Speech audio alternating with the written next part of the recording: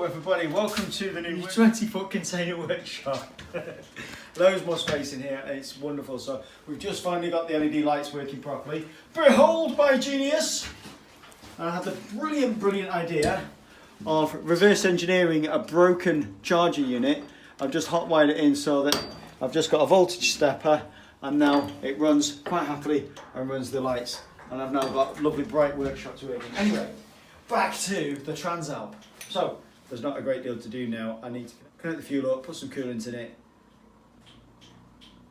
throttle cable, I think, and that's about it. I think we're ready to actually press the go button, which will be exciting. So, there we go. So, to be continued, ladies and gentlemen. Bye.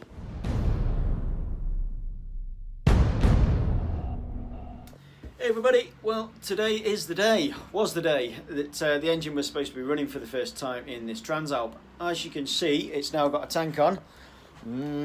Shiny. I've just got the tank back from Classic and Custom Vapor Blasters, powder coaters down in Tarplin. They've done a fantastic job. I'm really chuffed with the way it's come out.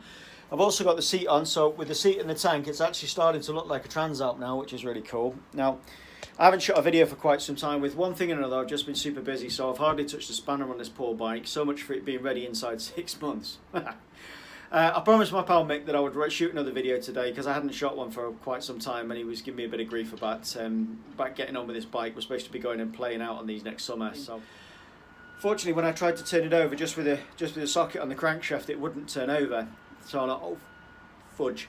So anyway, just be patient and try it. So I dropped all the engine oil out, and thanks to advice from my dad, thank you, I put some diesel down both the pots, left it for 3 weeks, and then tried it again last weekend, and thankfully it turned over, just only with a socket on the crankshaft, but it turned over. Hooray!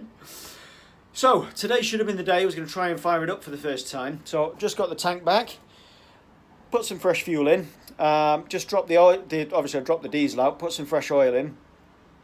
Just as I went to put fresh coolant in, it promptly piddled out all over the floor. Oh joy. And the culprit is actually the water pump gasket, which you can see here. Now, you don't need to be a motor mechanic to see that that is not in very good shape. So, in terms of updates from the last video, what's happened? I've got the tank back. Today, I promised myself I'd do a bit more at the Transalp, so I haven't done a great deal for ages, it feels like. So because I've lost a bit of momentum with the project, so bring myself back up to speed with where I'm up to, what still needs doing on the bike, and making a list of things I need to buy for this project. So I'll maybe tinker around and do a few other things. I've got the rear wheel off here on the floor. Got a new great big O-ring, which is in my box of new toys.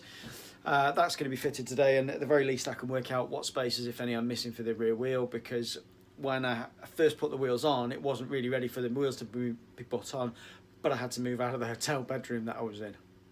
I'm sure you remember that one from further back where the bloody wheels were all taped up with tape. It's been a real bloody saga, this project, it really has. So the date today is what is it? December 1st of December 2019, in fact, which is, oh Christ, that's getting on for 2 years since I started this project.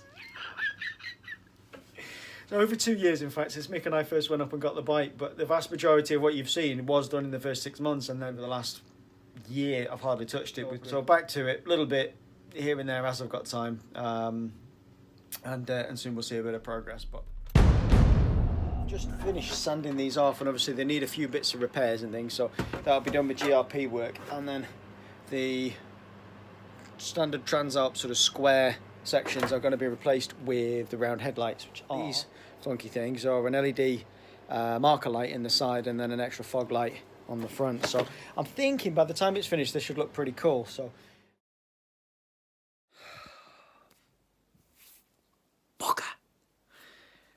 I have inadvertently just melted this part here. This is the original fairing. But see, it's now no longer lovely and smooth like this side. It's all skew with. So I'm going to make, this is sort of mock-up one. Ow, blow torch is still hot.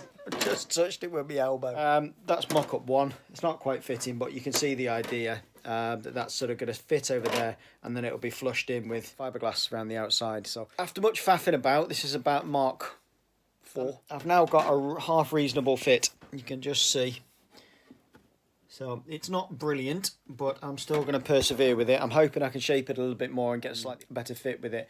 And then I'll go around the edges with fiberglass and blend it in, and fingers crossed, it should look okay. If it doesn't, then I'll just hold my hands up and say, look, you know, at least I had a go. It's going to look like that in the end. So whichever way I do it, whether I do it or I have to pay somebody else to do that bit, I hope not, but we will see. Anyway. Really annoyed now because the last one that I just showed you in the previous video, just tried to shape it a little bit and put too much heat on it and got bubbles in it right where the new lights are going to go, so that bit's no good now either. Bugger.